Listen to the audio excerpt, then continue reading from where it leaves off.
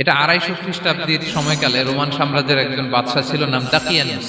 ঈসা আলাইহিস সালাম বিদায় নিয়েছেন 250 বছর হলো। তো তিনি ছিলেন পৌত্তলিক মূর্তির পূজা করত, আর তার এলাকায় কেউ যদি ঈসা আলাইহিস সালামের নাম নিত, আখিরাতে বিশ্বাস করতো, আল্লাহ বিশ্বাস করত, তাদেরকে তারা পাথর মেরে হত্যা করত। কিন্তু 7 জন যুবক ছিল, তারা স্রোতে গা ভাসিয়ে দেয়। তো তারা বলল, আমরা ঈমান বিসর্জন দিব না, যদি আমরা ওদের কথা মেনে নিই আমরা তো মুশরিক হয়ে গেলাম, চলো আমরা এক কাজ করি, আমরা এলাকা ছেড়ে দিই। এই 7 যুবক আল্লাহর উপর ভরসা করে তারা বাড়ি ঘর আত্মীয় স্বজন সব ছেড়ে দিয়ে লোকালয় ছেড়ে দূরে একটা পাহাড়ের ভিতরে আশ্রয় নিল। তো তাদের সাথে সাথে একটা কুকুরও যাচ্ছিল। তো তারা ভিতরে গেল, যে প্রচন্ড ক্লান্ত, তারা ঘুমিয়ে পড়ল। এই এক ঘুমে আল্লাহ 309 বছর কাটাই দিলেন। 309 বছর পরে এরা জাগলো। এই 309 বছরের ব্যবধানে এই এলাকার সবাই মুসলিম হয়ে গেছে। একজনকে তারা বললো যে লুকায় লুকায় চাদর মুড়ি দিয়ে কিছু রুটি নিয়ে আসো বাজার থেকে, যাতে তোমাকে না চিনে। কিছু পয়সা ছিল, মুদ্রা দিয়ে দিস। তো সে যে যখন দোকানদারের কাছ থেকে রুটি নিয়েছে আর মুদ্রা দিছে, দোকানদার বলে, এই মুদ্রা কোথা থেকে আসলো? তুমি বর্তমান সময়ের মুদ্রা দাও, এটা দিচ্ছ কেন? বলতে সেটা তো বর্তমান সময়ের মুদ্রা। পরে তাকে ধরে ওই সময়কার রাজার কাছে নিয়ে গেছে। ওই রাজা আবার মুসলিম,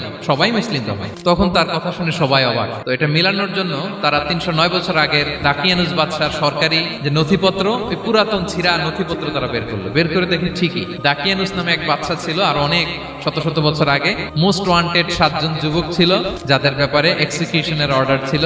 এখন দেখে তারা অবাক। লম্বা ঘটনা আমি খুব শর্ট করে বলতেছি। পরে সবাই মিলে তাকে সহ ওই গুহায় গেল। গুহায় যাওয়ার পরে সে বাকিদেরকে ডাকতে গুহার ভিতরে ঢুকলো। আল্লাহ তাআলা 7 জনকে ওইখানে মৃত্যু দিয়ে দিলেন। চিরকালের জন্য এই 7 জন ঘুমায় পড়লো।